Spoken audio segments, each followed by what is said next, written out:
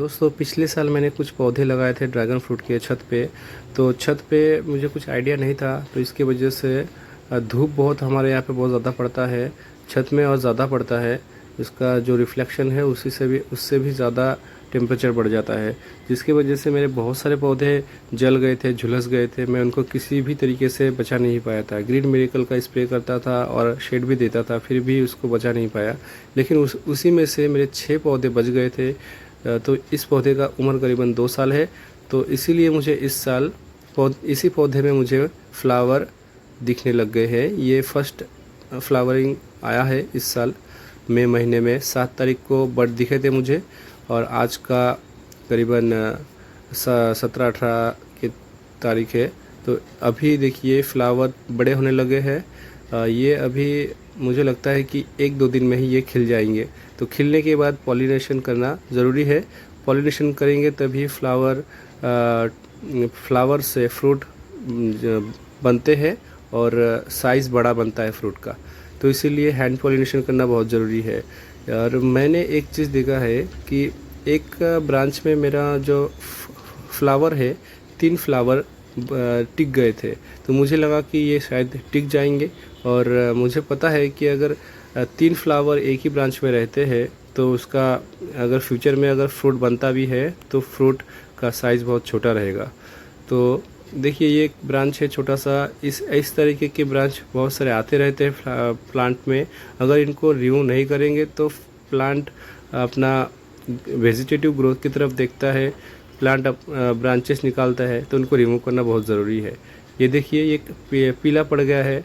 Plant ने खुद ही से डिसाइड कर लिया है कि उसको एक ही फ्लावर रखना है और दूसरे फ्लावर को निकाल देना है, क्योंकि उस प्लांट को पता रहता है दोस्तों कि उसको किस तरीके से फ्लावर को टिकाना है, कितना टिकाना है। तो आप खुद से मत निकालिए। कोई क्या करते हैं कि एक को निकाल देते हैं, दूसरा रख देते हैं। तो दोस्तों कभी कभी क्या होता है कि जो हम निकाल देते हैं, जिस फ्लावर को हाथ से रिमूव कर देंगे, लेकिन दूसरा शायद ऐसा भी हो सकता है कि जिसको हमने निकाल दिया शायद वही निकल जाने वाला है। तो मुझे लगता है कि अभी निकालना सही नहीं रहेगा। तो देखिए ये मेरा जो 3 फ्लावर निकले थे एक ही ब्रांच में, ये मैंने इनको रहने दिया वैसे ही। तो एक मुझे पीला पड़ते हुए दिख गए थे, तभी मैंने समझ गया था कि ये फ्लावर झड़ने वाला है। तो प्लांट ने खुद से ही डिसाइड कर लिया था कि इसको झड़ा देना है, तो जिससे कि बाकी 2 फ्लावर को पोषक तत्व मिले और फ्रूट बने। तो देखिए ये 2 फ्लावर जो है कि मेरा येलो हो गया था, तो इनको रिमूव कर दिया मैंने नहीं, प्लांट्स ने खुद से ही कर दिया। और देख सकते हैं कुछ ऐसे नए नए बर्ड्स निकलते रहते हैं, इनको रिमूव कर देना अच्छा रहता है। दोस्तों फ्लावर सीज़न में आपको कुछ चीज़ों का ध्यान रखना है। नाइट्रोजन युक्त यूरिया या फिर कोई भी नाइट्रोजन युक्त जो भी फर्टिलाइज़र है, इसका इस्तेमाल नहीं करना है। नहीं तो अगर आपके पौधे में फ्लावर आ भी गए होंगे तो वो झड़ जाएंगे, रहेंगे भी नहीं, एक भी नहीं रहेगा, सब झड़ जाएंगे। तो इसलिए नाइट्रोजन का इस्तेमाल करना बंद कर देना है, और पोटाश का इस्तेमाल ज़्यादा करना है, और फास्फोरस का इस्तेमाल करना है। जो NPK होता है, N का इस्तेमाल कम करना है, P और K का ज़्यादा इस्तेमाल करना है।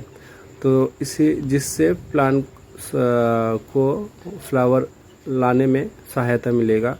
और इसके साथ साथ माइक्रो न्यूट्रिएंट का इस्तेमाल करना है किसी भी अच्छे कंपनी का, और बोरोन और जिंक का इस्तेमाल करना है। बोरोन से दोस्तों फ्लावर टिकते हैं और ज़्यादा से ज़्यादा फ्लावर आते हैं, और जिंक भी सहायता करता है।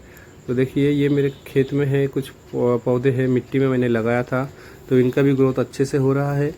और देखिए अभी इसको मैं फ्रूटिंग के लिए रेडी कर रहा हूँ। इसीलिए जो टिप है, जो ब्रांच का जो टिप है उसको काट देना सही रहता है, जिससे कि उसका ग्रोथ रुक जाता है और ब्रांच मैच्योर होने लगता है, जिससे फ्रूटिंग आएगा। दोस्तों फ्लावर को टिके रहने के लिए कुछ चीज़ों का इस्तेमाल कर सकते हैं, जैसे PGR आते हैं, उसका भी इस्तेमाल कर सकते हैं। लेकिन मैं तो आपको यही बोलूँगा कि आप ये इस्तेमाल मत ही करिए, और फर्टिलाइज़र का इस्तेमाल ज़्यादा से ज़्यादा करिए, क्योंकि ये पौधा बहुत ही ज़्यादा न्यूट्रिशन लेता है।